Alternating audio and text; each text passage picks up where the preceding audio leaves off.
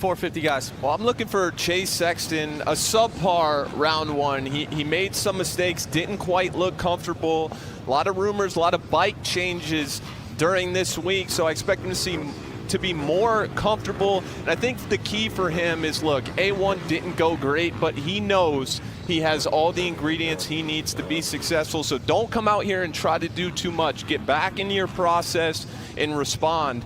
One of the great rides from last weekend, I thought, was Dylan Ferrandis on the Ducati. He looked unbelievable, one of the best guys to me in the Whoop section. Remember, this guy is a Premier Class champion, 2021 Pro Motocross champion. So Ferrandis back in form. And finally, Jorge Prado. What more can we say about Jorge? An unbelievable start to the year. P3 on the box at Anaheim 1, and I don't think he even expected that. So Jorge, we know he is a world-class rider, but I expect the confidence from being on the podium at Anaheim 1 to really speed up his progression. And what I love about Jorge too, he always gets great starts. So he's gonna give himself plenty of opportunities to be successful as we go forward in this championship. Yeah, love to see how great Jorge was riding 1 week ago. And it wasn't just that podium. It started early in the day. It started right here in qualifying. He was top 5 in the first qualifier, just outside of the top 5 in the second qualifier, so you know he has the speed. 450 Group A qualifying fueled by Rouse here today in San Diego. Jorge Prado on the number 26 at Red Bull KTM. Last week in Anaheim, Eli Tomac was fastest in the first quali. Chase Sexton was fastest in the second, and Chase was able to qualify fastest out of everybody there.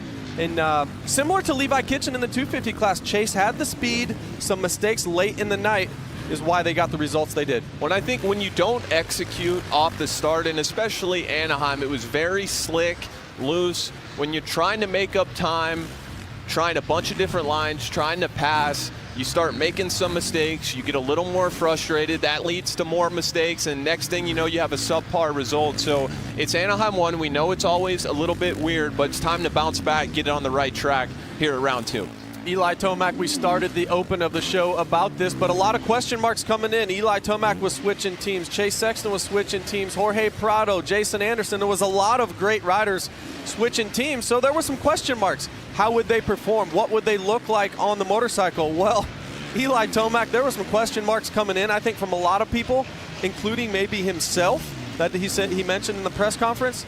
He proved to a lot of people and himself, there's no more question marks. He looked unbelievable. And when Eli Tomac is comfortable on his motorcycle, when he has a setup he likes, there's not a lot of people that can beat him. And the form he's in right now, and what stood out to me the most about the bike setup to me was the confidence in which Eli can lean into these turns. We made a comment in the post-race show about how planted the bike felt, how planted to the ground it felt, how much traction he had entering the corners, and his face lit up. You could tell it's something he said he had been lacking in previous years. And if I'm the competition listening to that, I'm worried, because Eli Tomac, when he's got a setup he likes, he is a bad, bad man. Well, you want me to drop some stats on you right here from Clinton Fowler? Eli Tomac has averaged 8th at Anaheim 1. He's averaged 3rd here at round 2. In the last 2 out of 3 visits here in San Diego, he's won. So if you're a competitor to Eli Tomac, he gets better as the season goes on, as we know. But round 2 specifically, averages, he's pretty darn good, AC. Well, we've seen that in his championship years. He's a guy that, kind of like Cooper Webb, that becomes his best self as the season kind of unfolds. And for him to start off already in this place with the motorcycle, making the team change in the offseason, it's scary. And if I'm Cooper Webb, Chase Sexton, Ken Roxon, the guys that want to win this championship, I know that I cannot afford to lose too many points early to Eli Tomac, because he's going to be a problem. There's no doubt about that. Tomac on top so far, 54.5. Justin Cooper in second. There's your defending Supercross champion right there, the number 1. Came out, you know what, in qualifying last week, he looked good. He came out in the heat race, made some uncharacteristic mistakes that we typically don't see Cooper Webb make. Typically, if he makes a mistake, it's someone else's fault. He does not make mistakes on his own. Well, he made a couple of them a week ago, finished outside the top 5. But we've been talking off the record. We both think this track suits the number 1. It does, and Cooper Webb is always a guy that is great in the ruts. He's great when the track forces you to get creative with the lines, and Anaheim 1 was kind of an old school track. Not a lot of ruts, really slick, really loose, so not his favorite condition. But I thought, beyond the mistakes, he was riding really well. I didn't see anything majorly off with the way he was riding the bike, so I'm not worried about Cooper. And if you remember here last year, he came into this race very sick and was still able to get on the podium. A little bit smaller of a stadium floor, like I said, some tighter rhythms, tighter turns. That's where Cooper Webb is exceptional, and I expect we're going to see why this evening.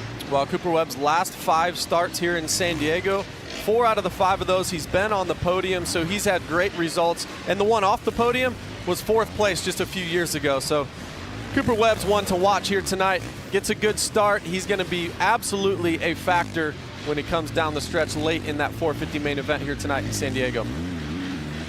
See Chase Sexton getting into this first set of whoops here. I think that's going to probably be the line there in that second set of whoops, just sinking into the pocket between the starter whoop and the first whoop, jumping all the way to the turn, allows your bike to get settled, able to cut low in that corner. I love what he just did there, went inside after the start straight, still able to get that double out of the turn. I like what I'm seeing from the 4 so far.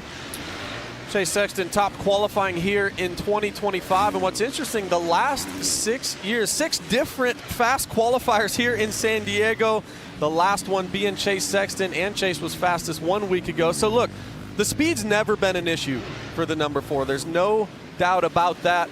He's so fun to watch here in qualifying. Let's see what this time is. Chase Sexton comes over the finish. He goes to,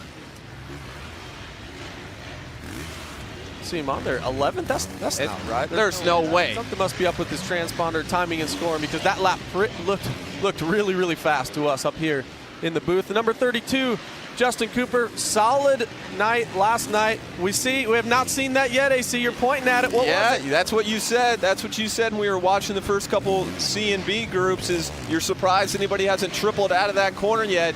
Jay Coop making it look easy, and you see Malcolm too going outside, going double, triple in that rhythm. How about Malcolm? Dislocated his shoulder last weekend's out here, giving it a go today, and he looks pretty good, JB. This is one of the strongest, maybe the strongest guy physically we have in professional dirt bike racing, period. Well, those of you that tuned in 1 week ago to Anaheim, you've seen that crash, that big crash between Justin Barcia and Malcolm Stewart. We're so thankful that both of these riders are okay. Malcolm Stewart back on track. It's awesome to see the 27 here. Get well soon to the 51 of Justin Barcia. Hopefully we see him out here sooner than later. Also, Malcolm's dealing with a couple fractures in his scapula, which is very difficult. So you mentioned him being one of the toughest guys out there. He's proven just that today. He has, and just looking at this board right now, how about Eli Tomac plus he's over a second faster than anybody else on the track right now, picking up right where he left off. And another thing I noticed at Anaheim, and I know you did too, Justin, Jorge Prado has come such a long way in the whoop section. He looked so solid all night, and we know that's something. We see Hunter Lawrence, big mistake here, is hung up in the tough blocks, looks to be okay, but Prado, man, so good in the whoops last weekend, and we know that's such a big thing to try to get over when you're learning supercross. So between his starts and being better in the whoops, I know it's Anaheim 1, and sometimes we get some weird results, but with that combination, this guy's going to have a lot more podiums this year. Yeah, and we just go by the eye test, right? A lot of times lap times are one thing, but the eye test is a whole nother thing. When you watch the 26 ride, he looks good. He looks like he's really stable on the motorcycle. He's very neutral, and the biggest thing when guys come from Europe or when you try to learn supercross for the first time is your body can get out of sync. You can get really, really far back in the whoops, and we all know the only thing that can happen from there is you get kicked and you go over the handlebars. So with Jorge being very neutral on the motorcycle, I think his ceiling is very, very high. And look, the only thing that Jorge knows is winning races. Since he was a young kid, he's been a factory rider on that Red Bull KTM team over in Europe. He's won multiple MXGP World Championships, so he's got a bright future over here in America, not only in our summer series in motocross, in supercross here as well. He does. As we take a look at the 24, RJ Hampshire, another guy who round one didn't go great. Had a couple crashes, couple mistakes, but we've really seen him as a big question mark when he moved up to the Premier class last year. We know RJ likes to get a little crazy out there sometimes. Can he translate the consistency he had during outdoors last year and in the playoffs to regular season Supercross? Remains to be seen. Eli Tomac on the 3 right there, just launching over that first whoop. He said, I don't need that whoop to skim these. Oh, I love that. You see, he jumped completely over the starter whoop. He's carrying so much momentum. He's able to get the bike settled. Oh, he looks good. He looks good. Hunter Lawrence back rolling here. He was caught up in the tough blocks, but looks to be on a fast lap right here. Top 5, 4th 1 week ago, was able to have a really difficult battle with Jason Anderson, almost that whole 20 minutes plus 1 lap in Anaheim. But a great start for Hunter. First time he's been in the top 5 to open the season. His best start he's ever had in his career in the 450 class, and he's going to be a factor down the stretch in this series. He is, and the one critique I would have of Hunter's race at Anaheim 1 was the opening laps. He always takes a little bit of time to get into the race, kind of builds into it. He's always one of the fittest guys on the racetrack, makes a lot of moves towards halfway, towards the end of the race, but he lost a couple spots early and won to Jason Anderson, and Jason's a hard guy to pass, and he was riding great. But I think had Hunter been able to get around the 21 a little earlier, I think he would have been able to contend for the podium. But regardless, great opener for Hunter. He's right there in the mix, in the top 5, and I do expect him to get his first regular season Supercross victory at some point, and it may happen soon. Absolutely. We're having a little bit of a technical difficulty right now with the live timing and scoring system, so we're not sure. We're in the dark as you guys are at home of who's fastest right now. We do know that Chase Sexton laid one down a few minutes ago. Eli Tomac is as fast as ever. Justin Cooper and this guy right here is on a fast lap right now. Cooper Webb on that number 1. It's a big day for Coop. It's a big day for Coop. I mentioned it earlier, the past several years he's been on the podium here in San Diego, and right there, that cutting down, that's what we mean. We think this track is really going to suit Coop because these 180-degree turns, look, right there, so there's ruts all up the turn. Coop says, nah, I don't need those, I'll turn underneath them. The guy is just, you could be 2 seconds a lap faster than Cooper Webb in practice, and you know somehow he's still going to figure it out in the main event. I love this track for him. Like I said at the top of the show, a little bit tighter. He's really good in the turns, like you said, cutting down, one of the most creative guys on the racetrack. And like I said, he looked great last weekend, and that is not his favorite condition by a long shot. So I am not worried about Cooper Webb in the slightest bit. But this guy, 41, and Mitchell Harrison getting in that main event 1 week ago as a privateer, and we all know coming to Anaheim 1, there's always a 1 or 2 privateers that sneaks their way into that main event. Mitchell Harrison was one of them a week ago as Eli Tomac finishes off his qualifying session. Looks to be on form once again. Round 2, his average is much better than round 1. He's going to be a factor here tonight. And the one thing, Adam, that we've seen in the past is Tomac's inconsistency off the starts. We did have a red flag a week ago, but both of his starts in the main were exceptional. Well, if Eli Tomac gets off the gate, if I'm Chase Sexton, Cooper Webb, Ken Roxon, any of these other guys, I'm having nightmares. Eli Tomac getting good starts, that's a tough man to beat. Awesome. Well, guys, don't go anywhere. We've got more 450 qualifying coming up. We're also going to be joined by a Daytona 500 winner, Ricky Stenhouse Jr., coming up next.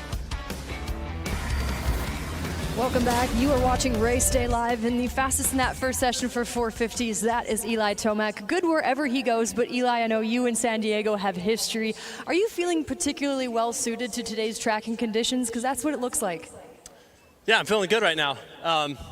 Put together a couple good laps towards the end of that practice there. Tried a couple different rhythm combinations. There's tons of traction out there, a lot different than I would say last week at Anaheim. So different track surface, but we're still feeling good.